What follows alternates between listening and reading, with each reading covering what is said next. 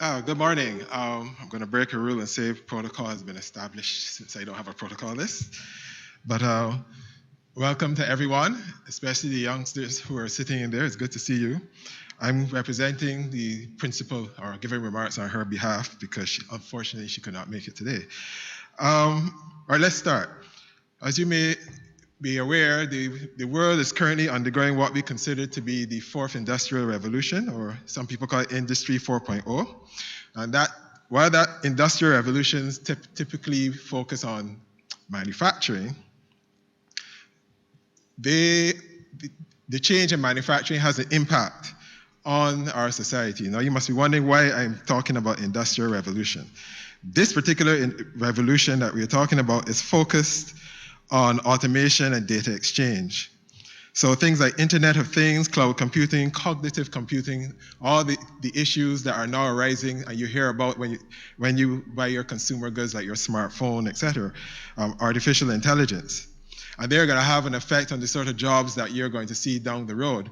And much of this is possible because of the rise of the Internet.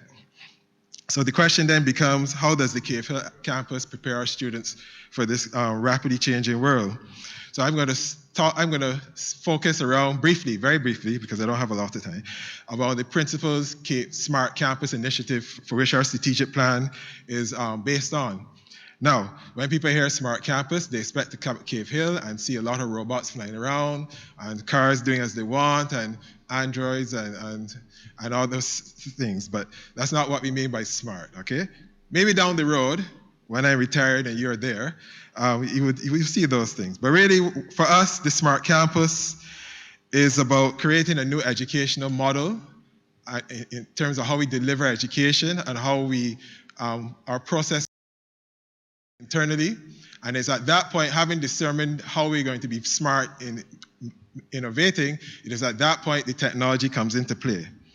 So I'm going to give you some examples of what I mean, and then I will stop boring you and take a seat. Okay. Now, one of the ways that you will see our Smart Campus take place is the type of technology we use in teaching and learning. So now we have invested in 100% wireless coverage across the campus. You come on campus and it's free. But that's not the smart part. That's just the infrastructure that we place. The smart part is how we use that installed wireless base. So for example, in classrooms, we have what we call interactive projectors. Some people like to call them smart projectors. And you can connect to these projectors wirelessly with your smartphone as opposed to dragging a long wire. So if I'm a lecturer and I'm on the bus or in the car or wherever and I see something on YouTube that I want to show the class, I just walk in, connect, throw it on the screen, and we can have a conversation. And the interesting thing about those projectors is that they actually record what I'm doing. So at the end, I can send the full recording of the class that took place to students on the e-learning platform. See what I mean by smart?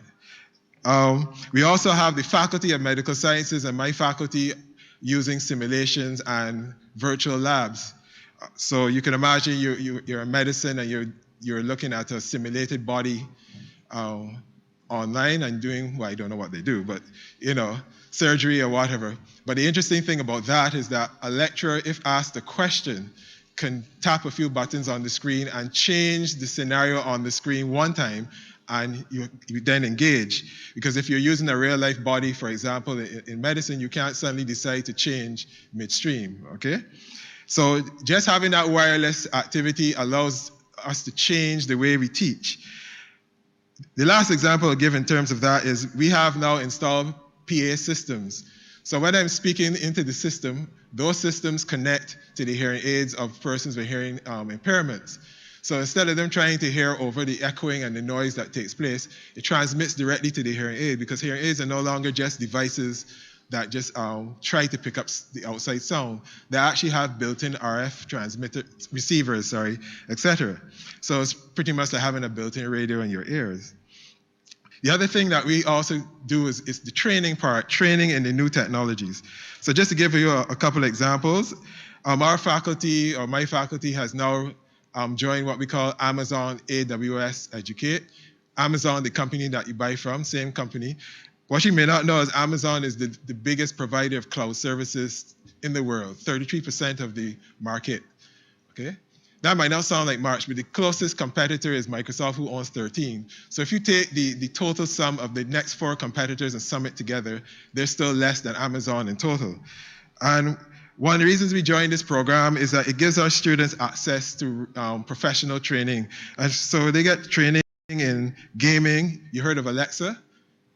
Amazon, so you get training on how to program for that. Internet of Things, startups, machine learning, all the things that are coming down the road, our students now have access to those tools. So the same tools they're being trained for in the class are the tools that are required down the road, as well as the currently as well by the private sector.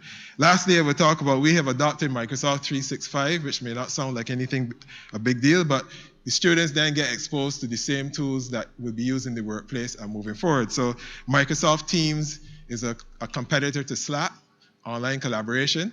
And when you get down in the world of work, you're going to find that you're going to be in a world where you're in teams from around the world, and you're going to be doing business online. The days of people sitting in a room, flying, I should say, from wherever to come have one meeting in a room have come to an end. Okay? So that's your future there. That's a good future. So lastly, the last area that I will mention quickly is that we do continue to emphasize core areas. And I'm going to tell you. So for example, critical and creative thinking, problem solving, IT literacy, entrepreneurship, and so on. It doesn't matter how many revolutions you have in this world. It doesn't matter how the world changes. Those will never change, okay?